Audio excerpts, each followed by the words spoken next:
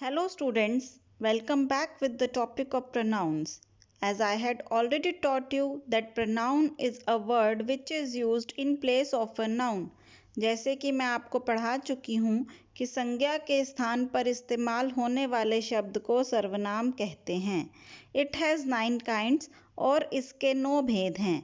I had already taught you about personal pronoun पुरुषवाचक सर्वनाम, interrogative pronoun प्रश्नवाचक सर्वनाम, relative pronoun संबंधवाचक सर्वनाम और demonstrative pronoun संकेतवाचक सर्वनाम. So in today's video I will teach you about distributive pronoun विभाग सूचक सर्वनाम. As the word distributive means to divide or distribute बांटना या विभाग करना, so the word distributive pronoun means विभाग सूचक सर्वनाम. The pronouns which refer to persons or things one at a time are called distributive pronouns.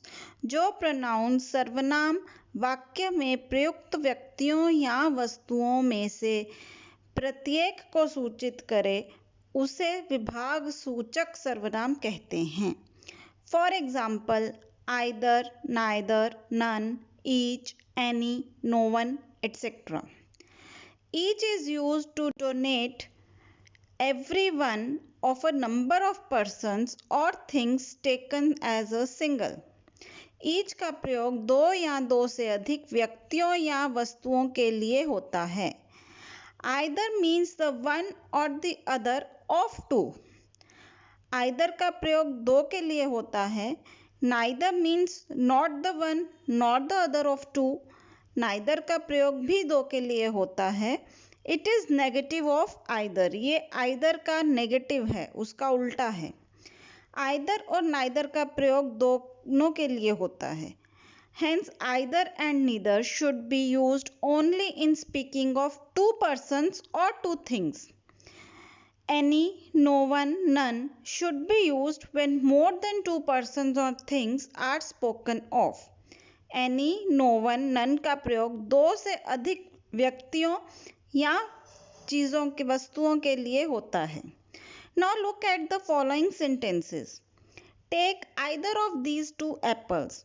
इन दो apples में से कोई भी एक एप्पल ले लो. Neither of the two sisters came. दोनों बहनों में से कोई भी नहीं आई. यहाँ पे neither का मतलब नहीं से है. दोनों में से कोई भी नहीं आई. Each of you can go home. आप में से हर एक प्रत्येक घर जा सकता है. None of them can do it. उनमें से कोई भी ऐसा नहीं कर सकता. Any of these 5 girls may sing. इन 5 लड़कियों में से कोई भी गाना गा सकती है.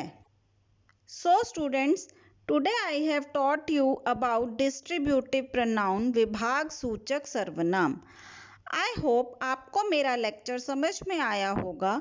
अगर आपके कोई भी सुझाव हो तो कमेंट बॉक्स में कमेंट कर सकते हैं. Please like and share my video. Also subscribe my channel for the upcoming videos. Thank you.